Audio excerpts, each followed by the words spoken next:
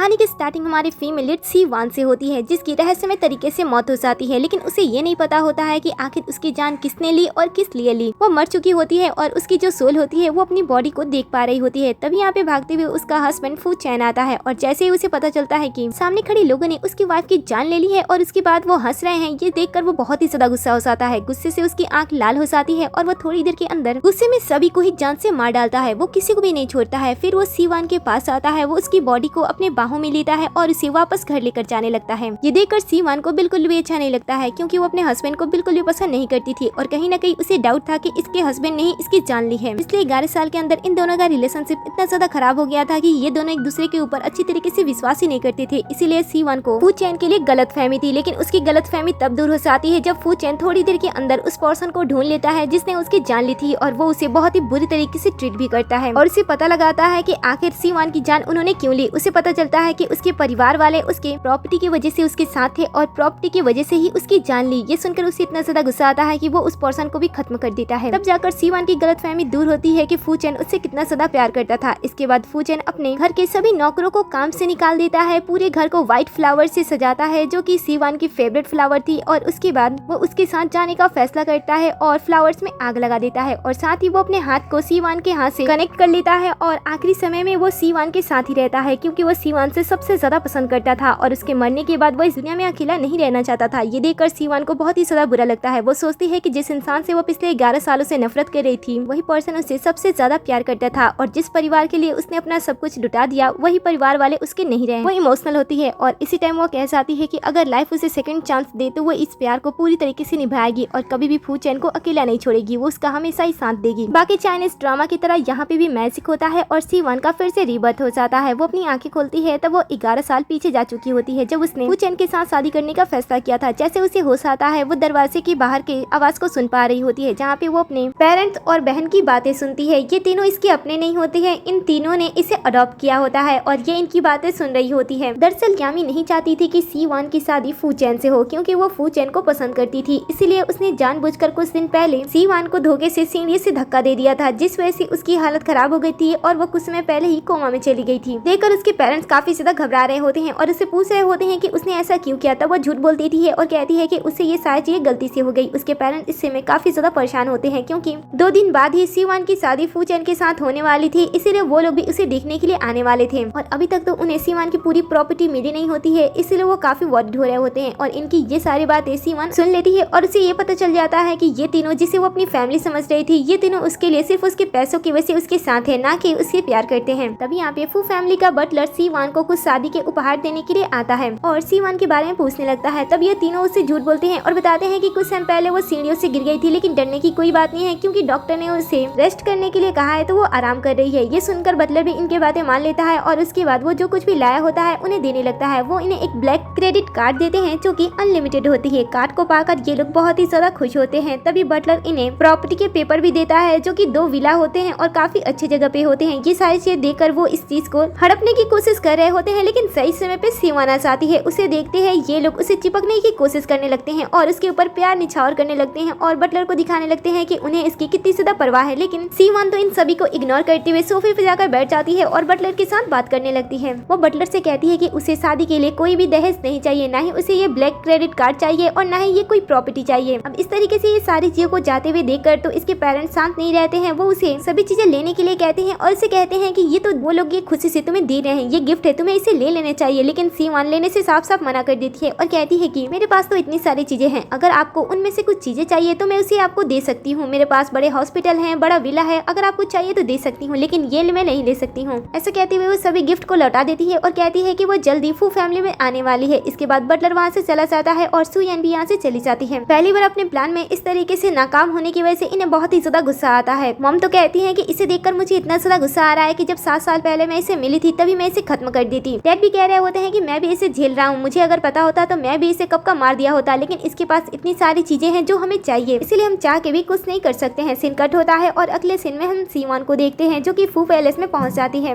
वहाँ पे उसका ग्रैंड वेलकम भी होता है। सभी नौकर उसके स्वागत में खड़े होते हैं और आते ही उसका बहुत ही अच्छी तरीके से स्वागत करते हैं। दूसरी तरफ हम फू चैन को देखते हैं जिसे ऑफिस में अपने पर्सनल असिस्टेंट से पता चल जाता है कि सी-वान उसके घर पे पहुंच गई है, इसीलिए ग्रैंडपा के कहने पे उसे भी घर जाना होगा। ये सुनकर वो सोच रहा होता है कि उसे जाना चाहिए या फिर नहीं। दूसरी तरफ हम फू चैन के ग्रैंडपा को देखते हैं, जहाँ पे उनके बेटे बैठे होते हैं जो कि फू चैन के पिता होते हैं। साथ में उनकी वाइफ भी होती है, जो कि ये लोग नहीं चाहते थे कि सी-वन की शादी उनके बेटे से हो, इसलिए वो रिश्ता तोड़ने के लिए यहाँ पे आए होते हैं। लेकिन ग्रैंडपा उन्हें साफ साफ मना कर देते हैं और कहते हैं कि उन दोनों का रिश्ता नहीं टूटेगा। तभी अब सी-वन भी आ जाती है और इन दोनों की बातें सुन रही होती है। असल में फू चैन एक बीमारी से पीड़ित होता है, वो अपने गुस्से पे कंट्रोल नहीं कर पाता है और उसके अंदर एक पॉइजन होता है। जब भी वो बहुत ही ज्यादा गुस्सा करता है, उसके अंदर का जो पॉइजन हो जाता है वो एक्टिव हो जाता है और उसके बाद वो बहुत लोगों की हत्या कर देता है, जिस वजह से उसके ग्रैंडपा उसे ठीक करने की कोशिश में लगे हुए थे। और उन्हें कुछ ही देर बाद पता चलता है कि जो उनके फ्रेंड की बेटी है सी-वन, उसने ट्रेडिशनल चाइनीज मेडिसिन का कोर्स किया हुआ है, जिसकी वजह से वो उसे ठीक कर सकती है। इसलिए ग्रैंडपा चाहते थे कि वो उन दोनों की शादी करा दे ताकि उनका पोता सही सलामत रहे। लेकिन फू चैन के जो पिता और माँ होते हैं वो नहीं चाहते हैं कि इन दोनों की शादी हो, क्योंकि वो फैमिली देख रहे थे। उन्हें ऐसा लग रहा था कि दोनों की फैमिली काफी ज्यादा अलग है, वो उनकी फैमिली से गरीब है, इसलिए उनके साथ शादी नहीं करना चाहिए। लेकिन ग्रैंडपा इनमें से किसी भी बातों पे ध्यान नहीं देते हैं, वो इन दोनों को यहाँ से चले जाने के लिए कहते हैं और इसके बाद वो सी-वन से मिलते हैं। वो सी-वन को बहुत ही ज्यादा पसंद करते थे, इसीलिए जब वो उनके नाम से उन्हें पुकारती है तब वो उसे डांटते हैं और कहते हैं कि बहुत ही जल्द तुम हमारे फैमिली का एक हिस्सा बनने वाली हो, इसलिए मुझे मेरे नाम से नहीं बल्कि ग्रैंडपा कह के पुकारो। सी-वन भी उन्हें ग्रैंडपा कहने के लिए मान जाती है और तभी यहाँ पे जियांग फैमिली की बेटी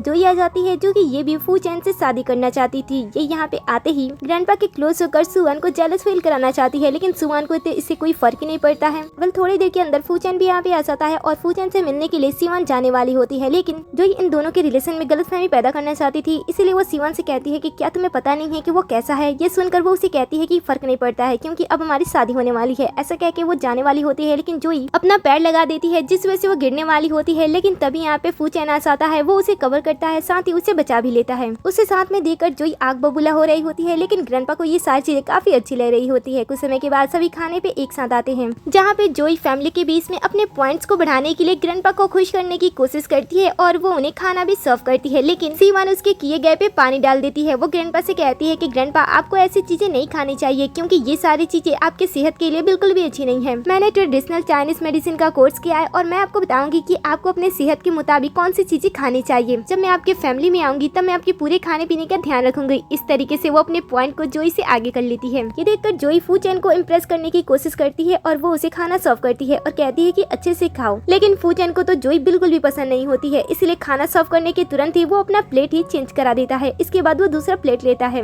और फिर सी-वन से कहता है कि क्या वो उसके लिए सर्व नहीं कर सकती है। ये देखकर वो उसे खाना सर्व करती है, लेकिन वो तो उसके फोक से ही खाना स्टार्ट कर देता है। ये देखकर जोई को बहुत ही ज्यादा जेलसी होती है, इसलिए वो बीच में टोकती है और कहती है कि मैं तुमसे इतना ज्यादा प्यार करती हूँ, लेकिन फिर भी तुम मेरे प्यार को अनदेखा कैसे कर सकते हो। आखिर तुम इतने ज्यादा रूड कब हो गए जब तुमने मुझे छोड़कर इस लड़की के साथ शादी करने का फैसला किया। ये सुनकर फू चैन उसे बताता है कि कभी भी उसके दिल में उसके लिए कोई भी जगह नहीं था और उसने कभी भी जोई से प्यार नहीं किया, तो वो एक्सेप्ट ना करे कि वो उसे प्यार देगा। ये सुनकर उसे काफी ज्यादा गुस्सा आता है और वो खाने के बीच से ही उठकर यहाँ से गुस्से में चली जाती है। दिन कटता है और रात आ जाती है। जब सी-वन रात को यहीं पे सो रही होती है तब रात को उसे अपने पहले जिंदगी की बातें याद आ रही होती हैं, जिस वजह से वो एक बुरे ख्वाब के साथ जग जाती है। जब वो उठती है तब उसे बाहर से कुछ आवाजें आ रही थी, इसलिए वो कमरे से बाहर निकल जाती है देखने के लिए। अंदर जाने पे उसे पता चलता है कि फू चैन का गुस्सा फिर से बहुत ही ज्यादा बढ़ गया है और उसके अंदर जो जहर है वो और भी ज्यादा खतरनाक हो गया है, जिस वजह से किसी को भी अपने पास नहीं आने दे रहा है और वो आउट ऑफ कंट्रोल हो गया है। ये सुनकर सी-वन उसके पास जाने का फैसला करती है और उसे शांत करने का फैसला करती है। ग्रैंडपा उसे समझाते हैं, लेकिन वो फिर भी अपनी बात पे डटी रहती है। वो कहती है कि मैं बहुत ही जल्द उसके साथ शादी करने वाली हूँ, मैं उसकी वाइफ बनने वाली हूँ, इसलिए वो मेरी रिस्पॉन्सिबिलिटी है, मुझे अंदर जाने दीजिए। ग्रैंडपा उसे फिर भी समझाते हैं, साथ ही डॉक्टर भी समझाते हैं कि वो इस समय बहुत ही ज्यादा डेंजरस हो चुका है, लेकिन सी-वन कहती है कि उसे अंदर जाना है। ये सुनकर ग्रैंडपा कहते हैं कि ठीक है और उसके बाद वो अपने नौकर से कहते हैं कि इसे दे दो। इसके बाद हम सी-वन को देखते हैं जो कि कमरे के अंदर जाती है। जब वो फू चैन को देखती है, फू चैन जंजीरों से बंधा होता है। जब सी-वन उसे देखती है तब वो डरती नहीं है, वो उसके पास जाती है और उसे छूने की कोशिश करती है।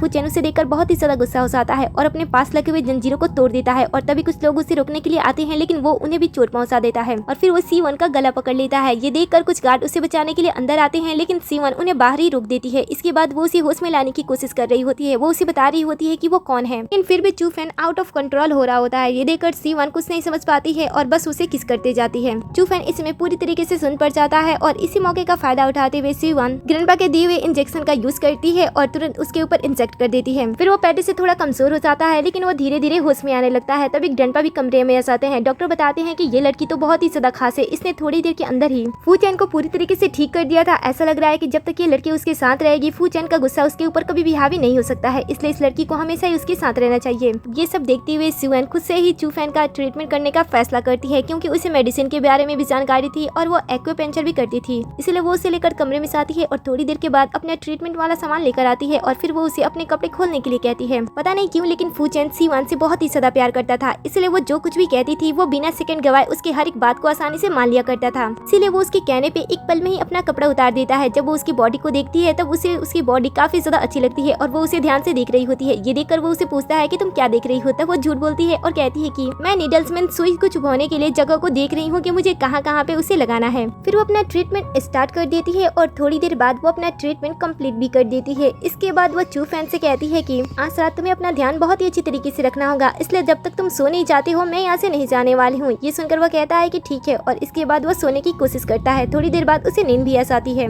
लेकिन जब सीवान उसे सोते हुए देखती है तब उसे अपनी पुरानी लाइफ याद आ रही होती है, जिससे वो सोच रही होती है कि उसने अपनी पुरानी लाइफ में इसे कितना ज्यादा दुख दिया था, जिस वजह से वो इमोशनल हो जाती है और उसके आंखों का आंसू चू फैन के हाथ पे गिर जाता है, जिस वजह से वो थोड़ी सी घबरा जाती है और कहीं इसके बारे में पता न चल जाए, इसलिए वो नाटक करते हुए टेबल पे सोने का फैसला करती है। चू फैन भी उसके आंसू से जग जाता है और उसकी तरफ देखकर सोच रहा होता है कि आखिर वो इस समय इतनी ज्यादा इमोशनल क्यों है, क्या उसे मेरी वजह से दुख हो रहा है। इसलिए वो सोचता है कि जब तक वो उसके साथ है तब तक वो अपने गुस्से पे पूरी तरीके से कंट्रोल लगेगा। अगले सीन में हम सीवान को देखते हैं जो कि वापस अपने घर पे आती है, लेकिन इस समय तक उसने फू चैन से शादी कर लिया होता है और वो शादी के बाद पहली बार घर आई होती है, लेकिन उसके घर वाले अचानक से उसे घर पे देखकर बिल्कुल भी गुस्सा नहीं होते हैं और उसे अजीब तरीके से ट्रीट कर रहे होते हैं। लेकिन तभी यहाँ पे फू चैन भी आ जाता है और इससे भी पता चल जाता है कि इसके फैमिली वाले कैसे हैं, इसलिए वो उसके साथ खड़ा रहता है और ऐसा दिखाने की कोशिश करता है कि सीवान अपने लाइफ में बहुत ही ज्यादा खुश है, उसे किसी भी चीज की कोई भी कमी नहीं है। इसीलिए वो अपने पास से एक ब्लैक कार्ड निकालता है और उसे दे देता है और कहता है कि जाओ जितना मन करे उतना शॉपिंग करो, क्योंकि मेरे पास जितना सब कुछ है वो सब कुछ तुम्हारा ही तो है। इसके बाद सीवान भी उस कार्ड को ले लेती है और अपने लिए शॉपिंग करने के लिए एक शॉप पे जाती है। शॉप की एक एक्सपेंसिव ड्रेस उसे काफी ज्यादा पसंद आती है, इसीलिए वो शॉप वर्कर से उस ड्रेस को ट्राई करने के लिए कहती है, लेकिन वर्कर उसे गरीब समझ लेती है और उसे ट्राई करने से साफ साफ मना कर देती है और कहती है कि ये ड्रेस तुम्हारे औकात से बाहर है। तब यहाँ पे एक लड़की आ जाती है जो कि सीवान की क्लासमेट होती है। वो यहाँ पे अपने बॉयफ्रेंड के साथ आई होती है, लेकिन सीवान को उसके बॉयफ्रेंड को उसकी डैड समझ लेती है, क्योंकि उसके बॉयफ्रेंड की एज काफी ज्यादा बड़ी होती है। ये देखकर जो बॉयफ्रेंड होता है वो अपने आप को अमीर दिखाने की कोशिश करता है और वो भी उसी सेम ड्रेस को इसे ट्राई करने के लिए कहता है। वर्कर भी एक बार में उसे ड्रेस ट्राई करने के लिए देने वाली होती है, लेकिन ये देखकर सीवान उसे रोकती है और कहती है कि पहले मैंने कहा था उस ड्रेस को ट्राई करने के लिए, इसलिए उस ड्रेस को मुझे दो। लेकिन अभी भी वर्कर उसे ड्रेस ट्राई करने के लिए नहीं देती है और पिछली सेम बात उसे कहती है कि तुम इसे अफोर्ड नहीं कर सकती हो। फिर क्लासमेट वर्कर के साथ उस ड्रेस को लेकर ट्राई करने के लिए चली जाती है। उसके जाते ही जो क्लासमेट का बॉयफ्रेंड होता है वो तो एक बार में ही सीवान की खूबसूरती पे फिसल जाता है। वो उसे कहता है कि अगर तुम चाहती हो तो मैं तुम्हें शॉपिंग करा सकता हूँ। इसकी बातें क्लासमेट भी सुन लेती है। वो बाहर आती है और उसे ऐसा लगता है कि उसके फ्रेंड उसके बॉयफ्रेंड को उसे चुराने की कोशिश कर रही है, इसलिए वो अपने बॉयफ्रेंड को बचाने के लिए सीवान के बारे में जो कुछ भी मुंह में आता है वो बकती जाती है। वो कहती है कि इसका कैरेक्टर बहुत ही ज्यादा खराब है, ये दिखने में सुंदर है, इसलिए वो हमेशा ही बहुत सारे लड़की फंसाती है। लेकिन ये सुन सीवान का गुस्सा फूट पड़ता है और वो अपने क्लासमेट पे एक के बाद एक कई सारे थप्पड़ लगा देती है और कहती है कि मेरी कैरेक्टर के बारे में कुछ भी मत बोलना। ये देखकर क्लासमेट गुस्सा हो जाती है और अपने बॉयफ्रेंड के साथ वहाँ से जाने का फैसला करती है, लेकिन बॉयफ्रेंड उससे कहता है कि तुम यहाँ से जाओ, मैं यहाँ पे थोड़ी देर रुकना चाहता हूँ। और इसके बाद वो फिर से सीवान से कहता है कि अगर तुम चाहती हो कि मैं तुम्हारे लिए पूरी शॉप खरीदूं तो मैं उसे भी खरीद सकता हूँ। ये सुनकर तो क्लासमेट को बिल्कुल भी अच्छा नहीं लग रहा होता है। जो बॉयफ्रेंड होता है वो सीवान के क्लोज होने की कोशिश कर रहा होता है, लेकिन तभी यहाँ पे फू चैन का जो पर्सनल असिस्टेंट होता है वो यहाँ पे आ जाता है, बॉयफ्रेंड को दूर करता है और कहता है कि तुम्हें पता है कि ये कौन है। लेकिन सीवान उसे बताने से मना करती है और कहती है कि रहने दो। और इसके बाद वो उसे बॉयफ्रेंड से कहती है कि ठीक है तुम्हें मुझे शॉपिंग करानी है ना। और इसके बाद वो शॉप से बहुत ही ज्यादा शॉपिंग कर लेती है और इसके बाद वो उसे पैसे देने के लिए कहती है। बॉयफ्रेंड को पता चलता है कि सीवान ने थोड़ी देर के अंदर 88.8 मिलियन की शॉपिंग कर ली है। तब वो समझ नहीं पा रहा होता है कि आखिर वो इन पैसों का भुगतान कैसे करे, इसीलिए वो बहाना बनाता है और कहता है कि उसका कार्ड तो गाड़ी में ही रह गया है और उसे लाने के लिए वो वहाँ से भाग जाता है। उसके जाने के बाद सामने वाली लड़की को ऐसा लगता है कि शायद ये लड़की भी इन सारी चीजों को अफोर्ड नहीं कर सकती है, इसलिए वो कहती है कि अब तुम भी यहाँ से चले जाओ, क्योंकि जो तुम्हारे लिए शॉपिंग कर रहा था वो तो भाग गया है, आखिर तुम पैसे कैसे पे करोगी। ये सुनकर वो कहती है कि क्यों नहीं, मैं पैसे पूरे पे करूंगी। इसके बाद वो अपना कार्ड निकालती है जो कि ब्लैक कार्ड होता है, जिसे देखकर लड़की पूरी तरीके से इंप्रेस हो जाती है और उसका बिहेवियर भी पूरी तरीके से बदल जाता है। ये देखकर असिस्टेंट कहता है कि इसमें चौंकने की कौन सी बात है, ये एक रॉयल फैमिली से बिलोंग करती हैं तो इनके पास ऐसा कार्ड होना तो लाजमी है। फिर वो सभी पैसे एक बार में ही दे देती है। ये देखकर लड़की काफी खुश होती है और उसके सामने बनने की कोशिश करती है और सभी चीजों को उसे दे रही होती है। लेकिन सीवान जिसे सामने वाली लड़की को सबक सिखाना था वो कहती है कि जब तुम इसे खरीद नहीं सकती हो तब तुमने मेरी चीजों को टच क्यों किया, मैं इसे अब नहीं लेने वाली हूँ, मेरे पैसे मुझे वापस करो। अब ये देखकर लड़की समझ नहीं पा रही होती है कि वो क्या करे, क्योंकि वो अपने ही जाल में फंस गई होती है। तभी यहाँ पे मैनेजर आता है और मैनेजर को पता चलता है कि उसके वर्कर ने क्या किया है, इसलिए वो सारे पैसे दे देता है और इसके बाद सीवान अपना बदला लेती हुई वहाँ से चुपचाप चली जाती है। उसके जाने के बाद क्लासमेट भी यहाँ से जाने वाली होती है, लेकिन लड़की जिसको बहुत ही ज्यादा गुस्सा आया होता है वो अपना सारा का सारा गुस्सा इसके ऊपर ही निकाल देती है। सीन कट होता है। होता है और अगले सीन में हम फू चैन को देखते हैं जो कि अपना ऑफिस का काम कर रहा होता है। तभी यहाँ पे सीवान आती है जो कि उसके लिए एक गिफ्ट लाई होती है और वो एक प्यारी सी टाई होती है। वो उसे दिखाती है, तब चूफैन को वो काफी पसंद आता है और वो उसे बांधने के लिए कहता है। अब सीवान उसके काफी ज्यादा क्लोज होती है, इसलिए वो चुपचाप उसकी टाई को बांधने की कोशिश करने लगती है, लेकिन असल में उसे टाई बांधना आता नहीं है, इसीलिए वो बहुत ही ज्यादा टाइम लगाती है। लेकिन फिर भी इतना ज्यादा टाइम लगाने के बाद भी उसे टाई बनती नहीं है। ये देखकर वो उसे पूछता है कि और कितना टाइम लगेगा। वो कहती है कि मुझे टाई बांधना आता ही नहीं है। ये सुनकर वो उसे अपनी तरफ खींचता है। सीवान जब उसकी इतना ज्यादा क्लोज होती है तब वो शाय फील कर रही होती है, इसलिए वो उसे धक्का देते हुए वहाँ से भाग जाती है और चूफैन को भी उसके साथ मस्ती करके अच्छा लगता है।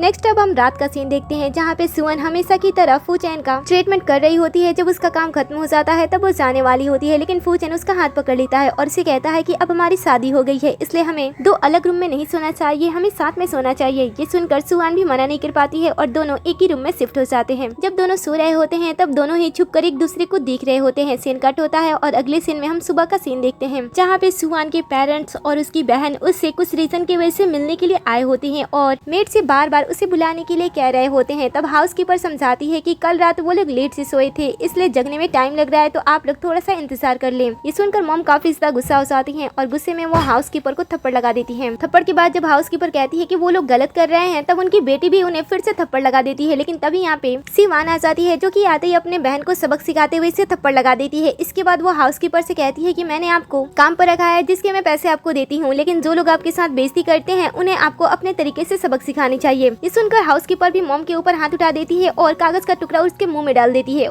इतना सब कुछ होने के बाद भी ये लोग उसके साथ शांति से पेश आते हैं और इसके बाद उसके सामने आते हैं, उसे एक इम्पोर्टेंट पेपर देते हैं और उससे बात करने की कोशिश करते हैं, लेकिन वो पेपर ले लेती है और इन पे ज्यादा ध्यान नहीं देती है और उन्हें घर से चले जाने के लिए कह देती है, जिस वजह से वो दोनों गुस्सा हो जाते हैं और वहाँ से चले जाते हैं। लेकिन जो उसकी बहन होती है वो सीवान की खुशी से जलती है, इसलिए वो उसे कहती है कि ज्यादा उड़ो मत, यहाँ पे तुम्हारी शादी हो गई है इसलिए, क्योंकि बहुत ही जल्द मैं भी बहुत ही बड़े रिच फैमिली मैंग फैमिली की बहू बनने जा रही हूँ। उसके बाद मैं भी दिखाऊंगी कि पैसों का पावर क्या होता है। ऐसा कहते हुए वो वहाँ से चली जाती है, लेकिन सीवान को तो उसकी बातों से कुछ भी फर्क नहीं पड़ता है। वो सबके चले जाने के बाद आराम करने लगती है। अगले सीन में हम सीवान को फू चैन के लिए सूप लेकर जाते हुए देखते हैं। वो सूप उसे दे देती है और वहाँ से जाने वाली होती है, लेकिन उसका पैर फिसलता है और वो गिरने वाली होती है, लेकिन फू चैन उसे बचा लेता है। लेकिन वो दोनों एक दूसरे के काफी ज्यादा क्लोज आ जाते हैं। ये देखकर असिस्टेंट अपना चेहरा दूसरी तरफ कर लेता है और इसके बाद ये दोनों एक दूसरे को देख रहे होते हैं। सीवान साय होने की वजह से यहाँ से जाने की कोशिश भी करती है, लेकिन फू चैन उसे वापस से अपने पास खींच लेता है, जिस वजह से वो मुस्कुराती है। लेकिन अगले ही पल जैसे उसका ध्यान लैपटॉप में चल रही मीटिंग पे जाती है, जिसे देखकर वो पूरी तरीके से साय हो जाती है और तुरंत वहाँ से भाग जाती है और फू चैन को उसे इस तरीके से परेशान करके अच्छा लगता है। अगले सीन में हम अमी को देखते हैं जो कि अपने बॉयफ्रेंड मैंग फैमिली के बेटे के साथ होती है और कार के अंदर ही रोमांस करने की कोशिश कर रहे होते हैं और गलती से इनका एक दूसरी कार से एक्सीडेंट होने से बच जाता है। ये देखकर बॉयफ्रेंड अपनी गलती मानता नहीं है, ऊपर से वो दूसरी कार से पंगा लेने के लिए बाहर निकल जाता है और हमला करने के लिए अपने पास एक वेपन भी ले लेता है। लेकिन जैसे वो कार से बाहर आती हुई सुयन को देखता है, उसका गुस्सा शांत हो जाता है। वो उसकी खूबसूरती से मोहित हो जाता है और वो उसे कहने लगता है कि क्या तुम मेरे साथ नाइट स्पेंड करोगी। ऐसी बातें सुनने के बाद भी सुवान उसे अवॉइड करती है और कहती है कि तुम अपने लिए किसी और को ढूंढ लो। लेकिन बॉयफ्रेंड तो काफी कमीना होता है, वो अपने पैसों के दम पे इसे हासिल करने की कोशिश कर रहा होता है। लेकिन सीवान इसकी बदतमीजी को ज्यादा देर तक सहन नहीं कर पाती है और गुस्से में इसके ऊपर हाथ उठा देती है। ये देखकर वो उसे कहता है कि तुमने ये क्या किया। तब वो दूसरा थप्पड़ लगा देती है और कहती है कि मेरे बारे में सोचना भी मत। वो उसके साथ गलत करने के लिए आगे बढ़ता है, लेकिन सीवान के बॉडीगार्ड आकर उसे पकड़ लेते हैं। ये देखकर वो कहता है कि बस दो बॉडीगार्ड से तुम मुझे रोकना चाहती हो और तब यहाँ पे इसके भी लोग आ जाते हैं जो कि दोनों बॉडीगार्ड को पकड़ के साइड कर देते हैं। इसके बाद बॉयफ्रेंड आगे बढ़ने लगता है और तभी यहाँ पे यामी भी बाहर आ जाती है और वो उसे ऐसा करने से रोकती है, लेकिन बॉयफ्रेंड उसे अवॉइड करता है क्योंकि वो सीवान को अब पाना चाहता था। वो उसे किस करने के लिए आगे बढ़ता है, लेकिन तभी यहाँ पे फू चैन अपने बहुत सारे लोगों के साथ आ जाता है और फिर वो अपनी वाइफ को बचाने के लिए बॉयफ्रेंड को घुटनों तक ला देता है और कहता है कि अब तुम्हारा काम खत्म। लेकिन बॉयफ्रेंड जो कि नहीं जानता था कि सामने वाला पर्सन कितना ज्यादा रिच और पावरफुल है, उसे तो ऐसा ही लग रहा होता है कि वही सबसे ज्यादा पावरफुल और रिच है, इसीलिए वो उसे कहता है कि मैं तुम्हें अच्छी तरीके से सबक सिखाऊंगा, जिसके लिए वो अपने डैड को बुलाता है। लेकिन इससे चूफैन को कोई भी फर्क नहीं पड़ता है क्योंकि थोड़ी देर के अंदर जैसे ही बॉयफ्रेंड के डैड यहाँ पे आते हैं, वो आते ही अपने बेटे के ऊपर हाथ उठा देते हैं और चूफैन के सामने झुक जाते हैं और कहते हैं कि मुझे माफ कर दीजिए वाइस प्रेसिडेंट। ये देखकर बॉयफ्रेंड को ऐसा लगता है कि शायद उसके पिता इस पर्सन को लेकर गलतफहमी पाल रहे हैं, इसलिए वो उसे बताता है कि डैड ये इतना ज्यादा पावरफुल नहीं है, आप इसके सामने क्यों झुक रहे हो। फिर वो थप्पड़ मारते हैं और कहते हैं कि तुम्हें पता भी है कि कितने ज्यादा रिच और पावरफुल है। फिर वो चूफैन के सामने माफी मांगते हैं और अपने बेटे को माफ करने के लिए उन्हें 5 मिलियन का ऑफर देते हैं। कहते हैं कि आप इस कार्ड को रख सकती हो, बदले में मेरी बेटी को जाने दो। लेकिन चूफैन इस बात के खिलाफ होता है। वो कहता है कि पैसे मेरे लिए मायने नहीं रखते हैं, अगर चाहिए तो मैं ही तुम्हें और भी पैसे देकर तुम्हारे बेटी की जान तुमसे छीन सकता हूँ, लेकिन उसने मेरी वाइफ के साथ गलत किया है इसलिए मैं उसे नहीं छोड़ने वाला हूँ। ये सुनकर तो बॉयफ्रेंड के पिता को अपने बेटे के लिए डर हो जाता है और उन्हें हार्ट अटैक आ जाता है। ये देखकर यामी यहाँ से भागने वाली होती है, लेकिन जो उसका बॉयफ्रेंड होता है वो काफी ज्यादा गुस्सा हो जाता है और उसे मारता है और कहता है कि जब तुम्हारी बहन इतनी ज्यादा पावरफुल थी तो मुझे इसके बारे में पहले क्यों नहीं बताया। और इसके बाद वो अपनी गलती के लिए माफी मांगता है, लेकिन उसे माफी नहीं मिलती है। इधर फू चैन भी सीवान को अपने साथ घर पे लेकर आता है, लेकिन घर पहुँचते टाइम वो सो गई होती है, इसलिए वो उसे अपने बाहों में उठाकर उसे कमरे तक छोड़ देता है और फिर जाने वाला होता है। लेकिन सुवान उसे अपने पास थोड़ी देर रहने के लिए कहती है, इसलिए वो उसके पास थोड़ी देर उसके पास रहने का फैसला करता है और उसके पास ही रुक जाता है। फिर सुवान उसे पकड़ के सो जाती है। ये देखकर फू चैन को ऐसा लगता है कि शायद आज जो कुछ भी हुआ है उसकी वजह से वो थोड़ी सी अपसेट है। सीन कट होता है और अगले सीन में जैसे ये सुबह में नाश्ता करने के लिए बाहर आते हैं, वो देखते हैं कि उनके ग्रैंडपा ने उनके लिए खास सूप बनाया है ताकि ये लोग अपने बच्चे को जल्द से इस दुनिया में ला सके। ये सुनकर तो सीवान साय हो जाती है और वहाँ से डायरेक्ट अपने कमरे में चली जाती है। कुछ समय के बाद जब वो कमरे से बाहर निकलती है शावर लेकर, वो देखती है कि फू चैन उसका इंतजार कर रहा है। वो उसे देखते ही उसे अपनी बाहों में उठाता है और बेड पे लिटा देता है। वो उसके साथ टाइम स्पेंड करना चाहता था, लेकिन सीवान उसे रोक देती है। वो कहती है कि अभी आंट यहाँ पे आई हुई है, इसलिए हमें बाहर जाना चाहिए। इसलिए वो रुक जाता है और उसके लिए कॉफी लाने के लिए चला जाता है। वो उसे कॉफी पीने के लिए दे देता है। अगले सीन में हम सुयान की फैमिली को देखते हैं, जो कि यामी की वजह से प्रॉब्लम में आ गए होते हैं, इसीलिए वो अपने प्रॉब्लम से बाहर निकलने के लिए सीवान के पास मदद के लिए जाते हैं। लेकिन सीवान तो उन्हें घर के अंदर आने ही नहीं देती है। गार्ड उन्हें बाहर ही रोक कर रखे होते हैं। ये देखकर वो जोर जोर से हंगामा करने लगते हैं कि सीवान घर से बाहर आ जाए, लेकिन सीवान तो ये सारी चीजें घर के अंदर से देख रही होती है। फिर वो हाउसकीपर को भेजती है ताकि वो उन तीनों को और भी परेशान कर सके। हाउसकीपर ऐसी करती है, वो उनके सामने जाती है और झाड़ू लगाने की एक्ट करने लगती है, जिससे ये लोग और भी ज्यादा परेशान हो जाते हैं। इतना ज्यादा परेशान करने के बाद फाइनली सीवान वापस आती है और उनसे पूछती है कि क्या हुआ, वो यहाँ पे किस लिए आए हैं। ये सुनकर वो अपनी प्रॉब्लम के बारे में बताने लगते हैं और उसे प्रॉब्लम से बाहर निकालने के लिए कहते हैं, लेकिन सीवान तो उनकी मदद करने से साफ साफ मना कर देती है। साथ ही वो उनके साथ सभी रिश्ते को तोड़ देती है और जितना कुछ भी उसने इन तीनों को दिया था, वो दहेज के पैसे, अपने घर, वो सारी चीजें उन सभी से ले लेती है। ये देखकर अंकल उसे समझाने की कोशिश करते हैं कि वो फैमिली के बुरे समय में उसकी मदद करे, लेकिन वो तो साफ साफ मना कर देती है और कहती है कि अब मेरा आपसे कोई भी लेना देना नहीं है, क्योंकि आप लोगों ने मेरे पीठ पीछे जो कुछ भी किया है वो सारी चीजें मुझे अच्छे तरीके से पता है, इसलिए मेरे सामने अच्छा बनने का दिखावा बंद कर दीजिए। ये सुनकर अंकल गुस्सा हो जाते हैं और कहते हैं कि तुम्हें क्या लगता है कि तुम इस तरीके से हमसे जीत सकती हो। मेरी कई सारे फ्रेंड्स मिलीनियर्स हैं और साथ ही कई सारे अच्छे रिपोर्टर्स से मेरी अच्छी जान पहचान है। मैं तुम्हारे परिवार को पूरी तरीके से खत्म कर दूंगा, तुम बस देखती जाओ। लेकिन तभी यहाँ पे फूसन आता है और कहता है कि जरा अपने कनेक्शन के बारे में एक बार फिर से तो बताइए, मुझे भी तो पता चलना चाहिए कि आपका कनेक्शन कहाँ कहाँ पे है। फूचैन को देखकर वो डर जाते हैं और अपना बिहेवियर ही चेंज कर देती है, लेकिन फूचैन अपनी बात पे अड़ा रहता है और वो कहता है कि मेरी वाइफ जो चाहती है वो चुपचाप तुम सब कर दो। ये सुनकर वो डर जाते हैं और जल्दी से उस पेपर पे साइन कर देते हैं, जिसपे लिखा होता है कि अब से इन सभी के साथ सुवान के साथ कोई भी रिश्ता नहीं है। वो डर के मारे साइन करते हैं और चुपचाप यहाँ से निकल जाते हैं। अगले सीन में हम सीवान के पूरे फैमिली को जियांग फैमिली के हेड से मिलते हुए देखते हैं। यहाँ पे ये लोग उनसे मदद मांगने के लिए आए होते हैं, क्योंकि इनका पूरा का पूरा फैमिली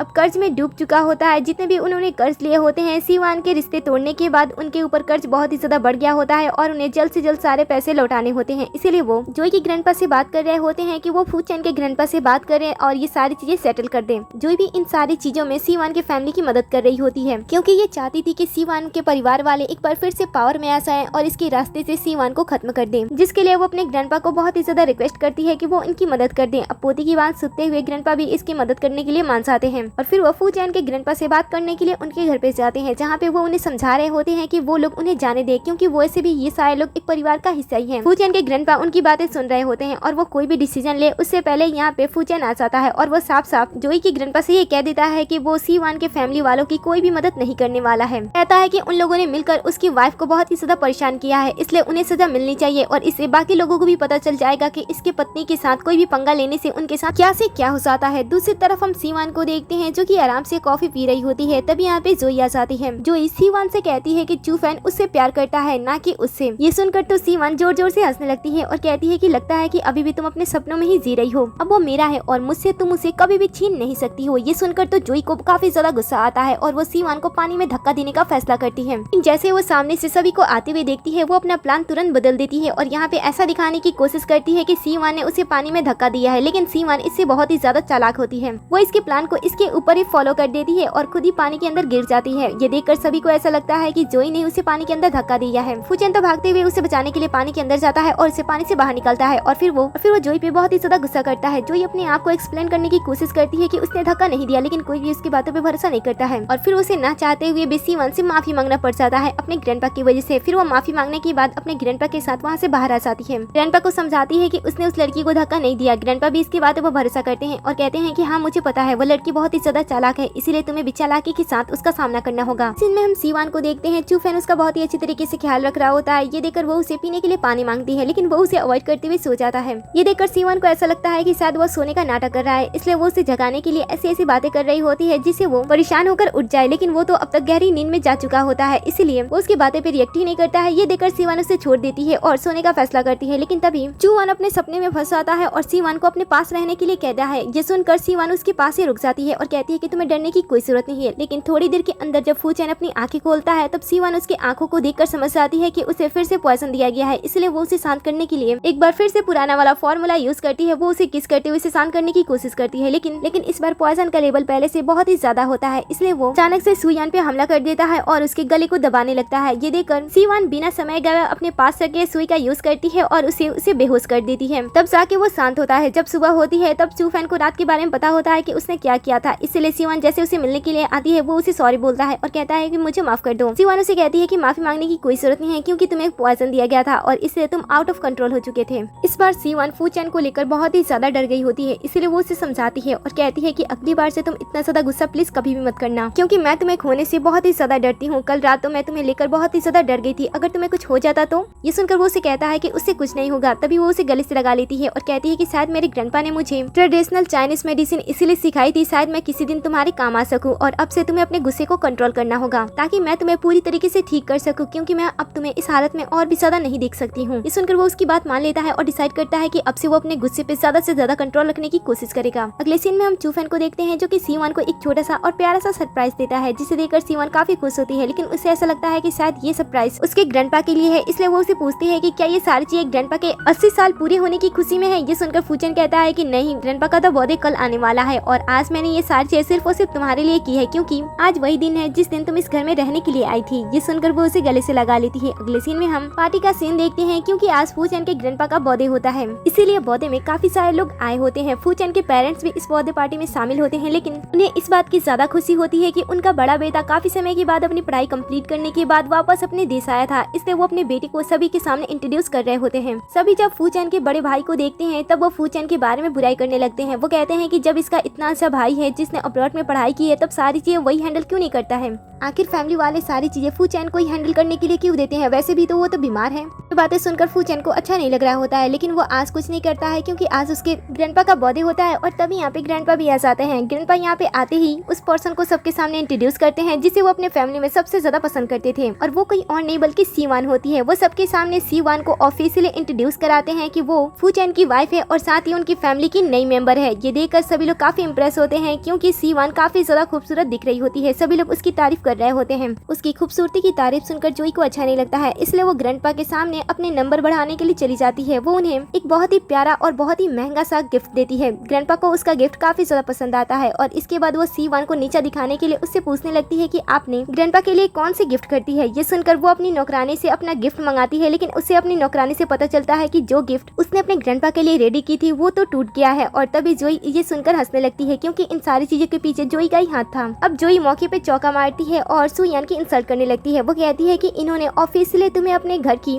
बहू मान लिया है, लेकिन फिर भी तुम अपने ग्रैंडपा के लिए एक अच्छा सा गिफ्ट भी नहीं लेकर आई हो। ये सुनकर वो ग्रैंडपा से कहती है कि मुझे पता है कि ग्रैंडपा को क्या चाहिए। इसके बाद वो ग्रैंडपा से कहती है कि क्या मैं आपके लिए डांस कर सकती हूँ आपके सबसे पसंदीदा गाने पे। ये सुनकर ग्रैंडपा इस बात के लिए हामी भर देती है। इसके बाद वो ग्रैंडपा के सबसे फेवरेट गाने पे डांस करना स्टार्ट कर देती है। उसका डांस बहुत ही ज्यादा अच्छा होता है। उसके डांस को पार्टी में आया हुआ हर एक पर्सन उसके डांस को बहुत ही अच्छी तरीके से एंजॉय कर रहा होता है और सीवान तो इस पार्टी में अपने डांस से पूरे अच्छे तरीके से 4 चांद लगा देती है। उस समय के बाद उसका डांस कंप्लीट हो जाता है और ग्रैंडपा तो उसके डांस से इतना ज्यादा इम्प्रेस हो जाते हैं कि वो उसके पास आते हैं और अपनी कंपनी के 20% शेयर उसके नाम कर देते हैं, जिस वजह से वो कंपनी के सबसे बड़े शेयर होल्डर में से एक बन जाती है। साथ ही इसी जगह पे वो शेयर्स के पेपर भी उसे दे रहे होते हैं, लेकिन तभी यहाँ पे उनके बेटे यहाँ पे आ जाते हैं जो कि ग्रैंडपा को ऐसा करने से रोकते हैं और कहते हैं कि आपको इस समय अपने बेटे और उसके बेटे के बारे में सोचना चाहिए, ना कि किसी ऐसी लड़की के बारे में जो कि किसी और के घर से आई है। इस तरीके से वो सीवान को 20% के शेयर्स के मालकिन बनने से उससे रोकने की कोशिश कर रहे होते हैं, लेकिन बीच में फू चैन आ जाता है जो कि अपने डैड को आराम से शांत कर देता है और ग्रैंडपा भी कह देते हैं कि ये मेरी अपनी कंपनी है, इसे मैंने खुद से खड़ा किया है, इसलिए मुझे पता है कि मुझे कौन सा शेयर्स किसे देना चाहिए और किसे कुछ नहीं देना चाहिए। अब ग्रैंडपा के विरोध कोई खड़ा होकर बोलने की हिम्मत नहीं करता है और इसलिए आसानी से 20% के शेयर C1 को मिल जाते हैं। अगले सीन में C1 अपने डांस के ड्रेस को वापस से चेंज करने के लिए जाती है और चेंज करने के बाद जब वो ड्रेसिंग रूम से वापस आ रही होती है तभी जोई उसे चेंजिंग रूम में ही उसे बंद कर देती है और उसके कपड़े चुरा कर वहाँ से बाहर आ जाती है। बाहर आने पे जब उसे वेटर मिलता है तब वो उसे कहती है कि जाओ और सेकंड मास्टर फू चैन से ये बता देना कि उनकी वाइफ सेकंड फ्लोर पे उनका इंतजार कर रही है। ऐसा कहते हुए वो सेकंड फ्लोर पे चली जाती है। वेटर भी ये बात बताने के लिए जा रहा होता है लेकिन तभी वो फू चैन के बड़े भाई से टकरा जाता है। ये देखकर बड़ा भाई गुस्सा करता है और वेटर से पूछता है कि इतने तेजी में तुम कहाँ जा रहे हो। तब वेटर बता देता है कि फू चैन की वाइफ उनका सेकंड फ्लोर पे इंतजार कर रही है, इसलिए मुझे उन्हें बताने के लिए जाना है। वो कहता है कि ठीक है और उसके बाद वो खुद ही सेकंड फ्लोर पे चला जाता है, जहाँ पे जब वो कमरे के अंदर एंटर होता है तब वो देखता है कि लाइट ऑफ है और सामने एक लड़की होती है। वो उसके पास आता है, लाइट ऑन करने की कोशिश करता है लेकिन जोई जो कि उसे चू फैन समझ रही होती है वो उसे लाइट ऑन करने नहीं देती है और फिर वो उसे अपने पास आने की इजाजत दे देती है। वो भी धीरे धीरे उसके पास आने लगता है ये सोचते हुए कि वो C1 के पास है और फिर वो दोनों अनजाने में एक दूसरे को कोई और समझते हुए एक दूसरे को किस करने लगते हैं और वहाँ पे एक दूसरे के साथ टाइम स्पेंड करने लगते हैं। दूसरी तरफ वेटर भी फू चैन के पास पहुँच जाता है और उसे उसकी वाइफ के बारे में बता देता है। ये सुनकर वो उसे मिलने के लिए जाता है लेकिन जैसे ही वो सीढ़ियाँ चढ़ने वाला होता है उसे किसी का आवाज आता है, इसलिए वो आवाज का पीछा करता है और वो C1 के पास पहुँच जाता है। जब वो देखता है कि दरवाजा बंद है तब वो दरवाजे को ओपन कर देता है और सामने C1 को देखता है। वो उसे पूछता है कि तुम यहाँ पे क्या कर रही थी। तब वो बताती है कि वो यहाँ पे कपड़े बदलने के लिए आई थी लेकिन पता नहीं कोई उसे यहाँ पे बंद करके चला गया। फिर C1 उसे अपने ड्रेस को टाइट करने के लिए कहती है तब फू चैन भी ऐसा ही करता है। इसके बाद वो फू चैन को किस करती है जिससे फू चैन अपने आप को अब और कंट्रोल नहीं कर पाता है और वो C1 को किस करने लगता है। वो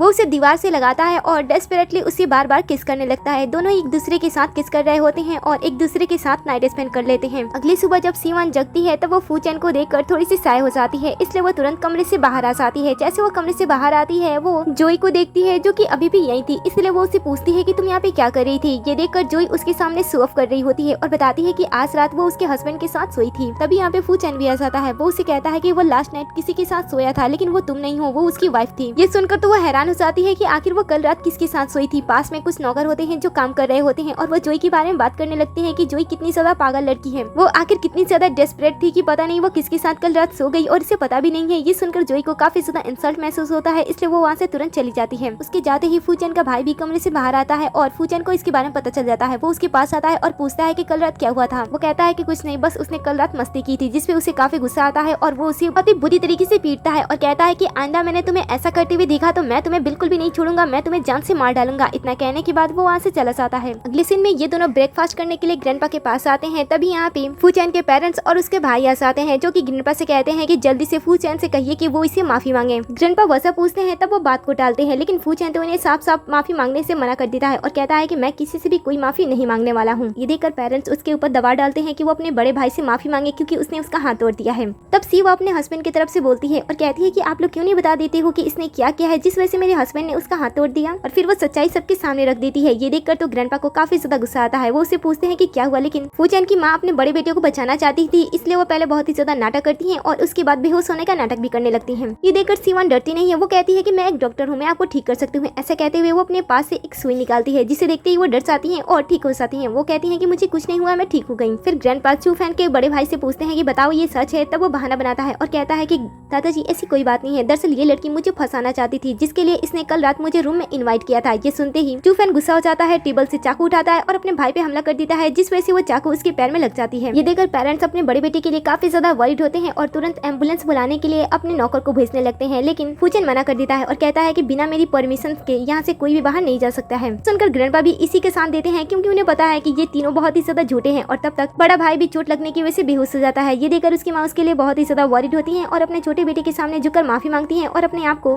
थप्पड़ भी मारती है और कहती है कि सारी की सारी मेरी ही गलती थी। ये देखकर उनका बेटा उन्हें जाने देता है और फिर वो भी अपनी वाइफ के साथ वहाँ से अपने कमरे में आ जाता है। कमरे में आने के बाद सीवान उससे प्यार करती है और उसे कहती है कि कल हमारी वेडिंग की फोटोशूट होने वाली है जिसके लिए मैं बहुत ही ज्यादा एक्साइटेड हूँ। फूचैन भी उसकी खुशी में पूरी तरीके से शामिल होता है और वो अगले दिन अच्छी तरीके से रेडी भी हो जाता है और फिर वो दोनों शादी के फोटोशूट के लिए एक शॉप में जाते हैं, जहाँ पे जाने के बाद सीवान एक प्यारी सी ड्रेस पहनकर चूफैन के सामने आती है। चूफैन उसे देखकर इमोशनल हो जाता है। इसके बाद वो उसे दूसरा ड्रेस ट्राई करने के लिए कहता है। जब वो दूसरी ड्रेस के लिए अंदर जाती है तब वो अपने असिस्टेंट से कह के पूरे शॉप को खाली करा देता है। सबके चले जाने के बाद जब सीवान वापस से अपने दूसरे ड्रेस को पहनकर आती है तब वो देखती है कि वहाँ पे कोई भी नहीं है। वो उसे देखते ही अपने पास खींच लेता है, उसे बाहों में उठाता है और टेबल पे बैठा देता है। वो उसे किस करने वाला होता है, तब वो उसे रोकती है और कहती है कि तुम ये क्या कर रहे हो, हम घर पे नहीं है। तब वो उसे कहता है कि मैं तुम्हारा हस्बैंड हूँ, मैं तुम्हारे साथ कुछ भी कर सकता हूँ। ऐसा कहते हुए वो टेबल पे रखे हुए एक लिपस्टिक उठाता है और उसे सीवान के लिप्स पे लगाने लगता है। सीवान उसके इतनी ज्यादा केयरिंग नेचर को देखकर बहुत ही ज्यादा इंप्रेस हो जाती है और पास्ट की बातें याद कर रही होती है। फिर वो इमोशनली उसे किस करती है। तब चूफैन भी उसे किस करने लगता है। थोड़ी देर ये लोग यहीं पे टाइम स्पेंड करते हैं और उसके बाद फोटोशूट हो जाने के बाद ये दोनों वहाँ से बाहर निकल रहे होते हैं। जब वो बाहर निकल रहे होते हैं तब जोई अपने एक फ्रेंड के साथ होती है जो कि उन दोनों को साथ में देख लेती है। उसे बिल्कुल भी अच्छा नहीं लगता है। जोई की फ्रेंड उसे पूछती है कि तुम दोनों तो शादी करने वाले थे ना, तो वो लड़की कौन है। ये सुनकर वो उसके बारे में गलत गलत बातें बताने लगती है और उसके कैरेक्टर पे भी सवाल उठाती है। वो उसे कहती है कि उसे लोगों को फंसाना आता है, इसलिए अब वो मेरा नहीं रहा। ये सुनकर उसकी दोस्त गुस्सा हो जाती है और फैसला करती है कि वो अपने दोस्त का बदला लेगी। इसीलिए जब वो सीवान और फू चैन को क्लब में देखती है तब वो उनके पास चली जाती है, क्योंकि वो फू चैन के साथ फिर से से थी। वो दोनों एक दूसरे के साथ भाई बहन की तरह बॉन्ड शेयर करते थे। इसलिए जब वो उन्हें यहाँ पे देखती है तब वो उनके साथ कुछ समय बिताने का फैसला करती है और एक गेम खेलती है ताकि वो इसके थ्रू सीवान को भी अच्छी तरीके से सबक सिखा सके और अपने दोस्त का बदला भी ले सके। वो अपना गेम स्टार्ट करती है और धोखे से अपने फ्रेंड से पता कर लेती है कि सीवान का नंबर क्या है। फिर वो उसी नंबर से किसी और नंबर वाले को किस करने के लिए कहती है। जब इसके बारे में सभी को पता चलता है तब वो देखते हैं कि सीवान का नंबर एक मोटे लड़के के साथ मैच हो रहा है और अब इन दोनों को किस करना है। ये सुनकर तो सीवान थोड़ी सी हिचक रही होती है। ये देखकर फू चैन उसे रोकता है और कहता है कि वो उस पर्सन को जितना चाहे उतने पैसे दे सकता है, बदले में उसे अपने कार्ड को इसके कार्ड के साथ चेंज करना होगा। पहले तो वो मोटा लड़का मानता नहीं है, लेकिन जब वो फू चैन के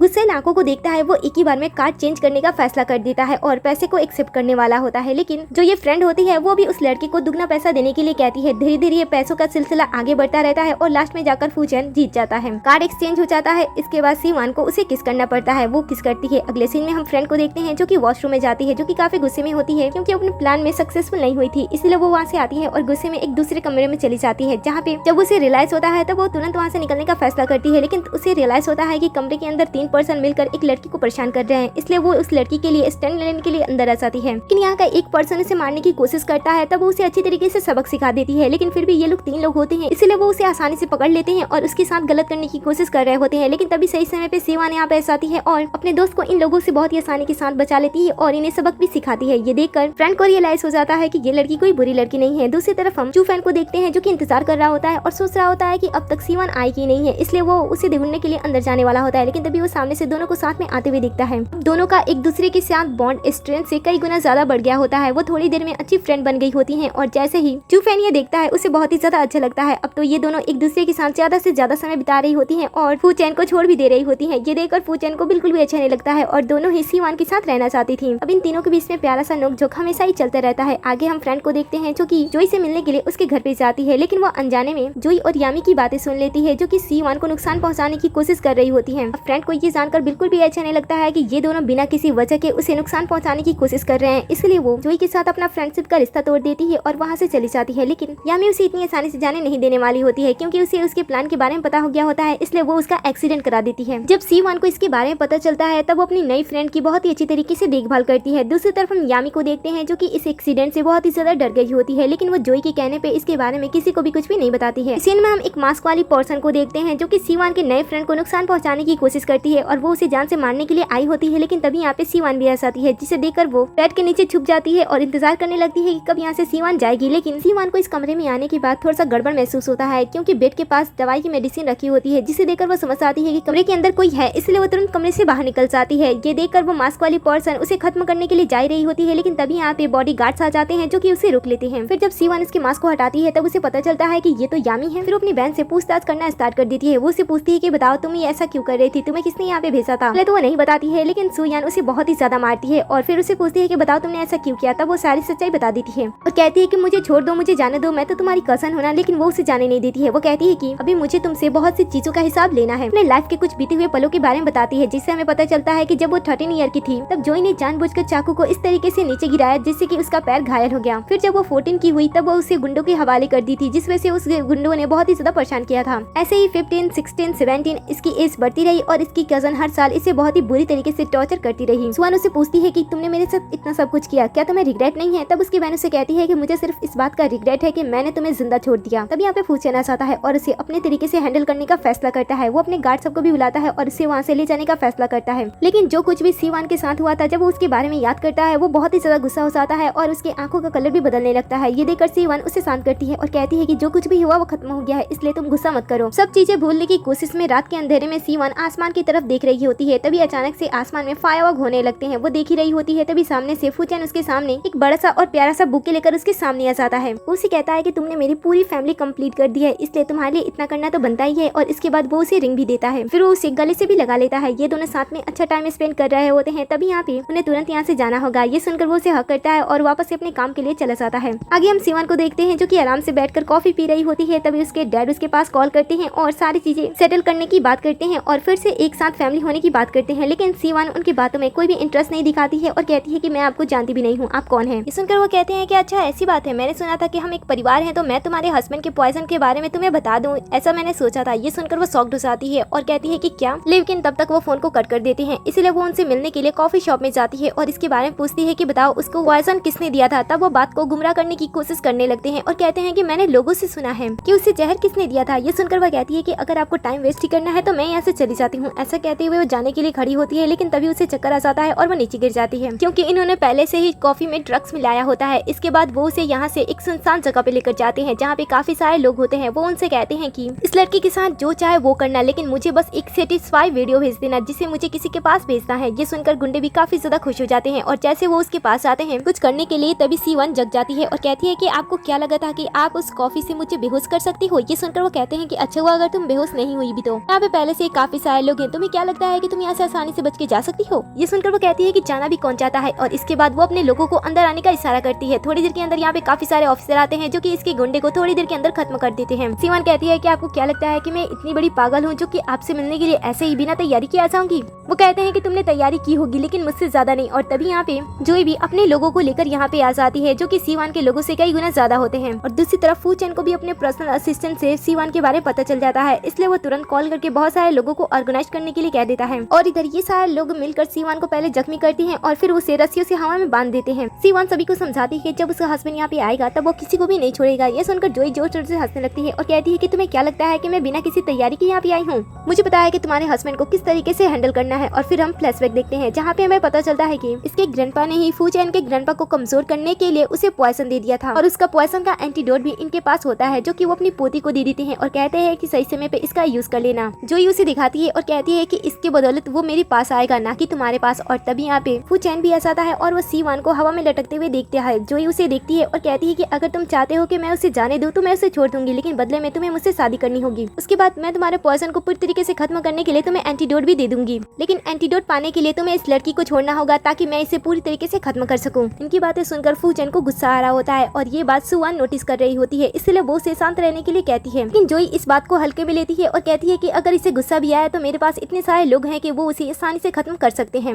लेकिन फूचैन इसकी किसी भी शर्त को नहीं मानता है, वो सभी लोगों से लड़ने के लिए तैयार हो जाता है। वो सबसे बहुत ही अच्छी तरीके से लड़ रहा होता है, उसका गुस्सा भी काफी तेजी से बढ़ भी रहा होता है जिसके बारे में किसी को भी कुछ भी पता नहीं चल रहा होता है। लेकिन तभी अचानक से एक पर्सन होता है जो कि पीछे से फूचैन के सर पे पीछे से हमला कर देता है, जिस वजह से फूचैन को काफी गंभीर चोट लग जाता है। चोट बहुत ही ज्यादा गहरी होती है, लेकिन रहस्यमय तरीके से चोट लगने की वजह से जो उसकी फर्स्ट लाइफ की यादें होती है ना, वो धीरे धीरे उसे याद आने लगती है, जिसे वो समझने की कोशिश कर रहा होता है। और C1 उसे रोकने के लिए कह रही होती है। वो उसे कहती है कि मैं नहीं चाहती हूँ कि मैं अपने आंखों के सामने तुम्हें मरता हुआ देखूं, इसलिए तुम रुक जाओ। तुमने मेरे लिए बहुत कुछ किया है, इसलिए अब मेरी बारी है। ऐसा कहते हुए वो अपने हाथ की रस्सी को खोल देती है और हवा से नीचे गिरने लगती है। ये देखकर सुफैन उसे बचाने के लिए हवा से भी तेज रफ्तार के साथ दौड़ता है। किसी को भी इसके बारे में कुछ भी नहीं पता चलता है और वह तुरंत C1 के पास पहुंच जाता है और उसे नीचे गिरने से उसे बचा लेता है। कि गुस्से का लेवल अब बहुत ही ज्यादा बढ़ गया होता है, उसकी आंख पूरी तरीके से लाल हो गई होती है। इसके बाद वो सभी लोगों को एक एक डालता है। ये देखकर जोई उससे काफी ज्यादा इम्प्रेस हो जाती है। वो इस एंटीडोट के थ्रू उसके पास आने की कोशिश करती है और कहती है कि अगर तुम्हें ये एंटीडोट चाहिए तो तुम्हें मुझसे शादी करनी होगी। लेकिन फूचैन तो उसके गले को ही पकड़ लेता है और उसके गले को तोड़ते हुए तुरंत उसे मार डालता है। इसके बाद वो C1 के डैड को जान से मारने की कोशिश करने लगता है, उनका गला दबाने लगता है, लेकिन तभी वहाँ पे C1 आ जाती है और उसे रोकती है। इस समय उसके गुस्से का लेवल बहुत ही ज्यादा होता है, जिस वजह से वो अपने गुस्से पे काबू नहीं कर पा रहा होता है। और ये देखकर वो उसे शांत करने की कोशिश कर रही होती है, लेकिन इसका गुस्सा धीरे धीरे बहुत ही ज्यादा बढ़ने लगता है। गुस्सा बढ़ने की वजह से उसकी हालत भी खराब हो जाती है और वो वहीं पे बेहोश हो जाता है, जिसे देखकर C1 बहुत ही ज्यादा डर जाती है। उसे ऐसा लगता है कि कहीं वो उसे खो ना दे, इसीलिए वो उस एंटीडोट को खोजने के लिए जाती है। लेकिन जब वो देखती है कि वो एंटीडोट पूरी तरीके से टूट गया है, तब वो अपने आप को बहुत ही ज्यादा बेबस समझने लगती है। ये देखकर जोई उसका मजाक उड़ाती है और कहती है कि अगर मैं मर भी जाऊं तब भी मैं तुम दोनों को साथ में रहने नहीं दूंगी। C1 वापस से आती है और फूचैन को जगाने की कोशिश कर रही होती है। वो उसे कहती है कि अगर तुम मर गए तो याद रखना मैं भी तुम्हारे पीछे जरूर आऊंगी। तभी फूचैन अपना हाथ हिलाता है, जिससे उसे पता चल जाता है कि ये अभी मरा नहीं है, ये भी जिंदा है। उसे कहता है कि तुम्हें मेरे पीछे पीछे आने की कोई जरूरत नहीं है, मैं ठीक हूँ। अब तुमसे वादा करता हूँ कि आज के बाद मैं कभी भी अपने गुस्से को अपने ऊपर हावी होने नहीं दूंगा। अब अगले सीन में हम इन दोनों को एक बार फिर से सभी चीजें ठीक करने के बाद दोबारा शादी करते हुए देखते हैं, जहाँ पे ये दोनों एक दूसरे के साथ बहुत ही ज्यादा खुश होते हैं। लगभग सभी लोग इनकी शादी को अटेंड करने के लिए आए होते हैं और ये दोनों भी एक दूसरे को सही सलामत देखकर बहुत ही ज्यादा खुश होते हैं। लेकिन जैसे ही इनकी शादी कंप्लीट होती है वो सभी लोगों के सामने अचानक से गायब हो जाते हैं। किसी को भी कुछ भी समझ में नहीं आता है कि अचानक से वो दोनों कहाँ पे गायब हो गए। कहानी खत्म हो उससे पहले हमारा हीरो हमारी हीरोइन को ये बताता है कि उसके उस पॉइजन की वजह से उसे काफी ज्यादा तकलीफ होती थी, लेकिन उस पॉइजन की वजह से उसके पास कुछ पावर्स भी थे जो उसे एक आम इंसान से थोड़ा अलग बनाते हैं, जिससे वो फाइटिंग बहुत ही तेजी के साथ कर सकता है। वो एक जगह से दूसरी जगह पे टेलीपोर्ट भी हो सकता है।